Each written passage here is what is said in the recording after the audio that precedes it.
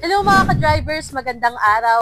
Ngayon, kalalabas lang ng listahan from our bank partner at titingnan natin kung ano nga ba yung mga available at saka affordable na maayos pa na units dito sa may promenade sa Muntinlupa, Alabang.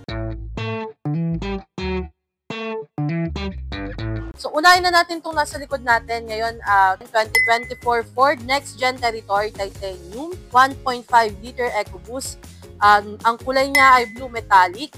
Tapos yung milyahe nito ay na 6,690 at ang minimum bid niya ay nasa 921,600 pesos.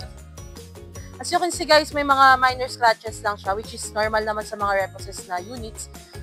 Kompleto rin yung ano niya, may tools, may jack, tsaka spare tire. Sunod naman sa ating listahan itong 2023 Mitsubishi Montero Sport GLX 2.4 liter diesel manual transmission 4x2. As you can see guys, sobrang sariwa pa ng unit. 22,000 lang yung tinakbo niya at saka yung minimum bid niya, bid price niya is 928,800. And kompleto pa yung jack, yung tools, yung spare tire niya nasa ilalim lang. Ikatlo sa ating listahan itong 2024 Suzuki Dzire AGS automatic transmission. Ayan, so nasa 5,515 pa lang yung mileage niya.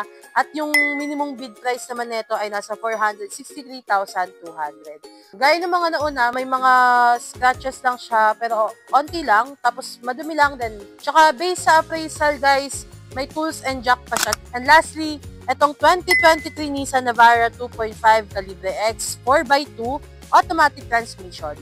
So, kung makikita nyo, madumi talaga. Sobrang dumi talaga sa personal. Pero, ayun nga, linis lang din, kagaya ng ibang units. Pero, may mga, minor scratches sa body. Which is normal naman talaga sa repossessed car.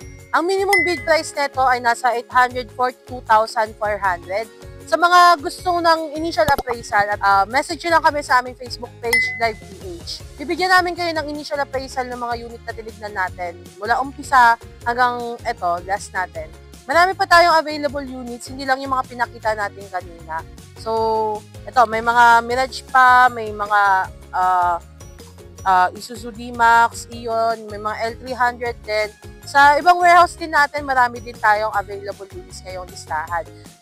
Kung hindi namin na-feature yung mga hinahanap nyo or gusto ninyong unit, pwede kayong mag-check sa listahan namin at titingnan natin yung mga initial appraisal, kung sasabihin namin kung magkano, at marami pang available units ngayon sa iba pang mga warehouse. So, itong mga feature natin kanina, ito lang yung ilan sa mga maayos na units dito sa Promenade. So, meron pa tayong warehouse sa may Parañaque, Cebu, Davao, may Muntinlupa, dalawa dito sa may Muntinlupa, itong Promenade tsaka yung Axis. Ayan.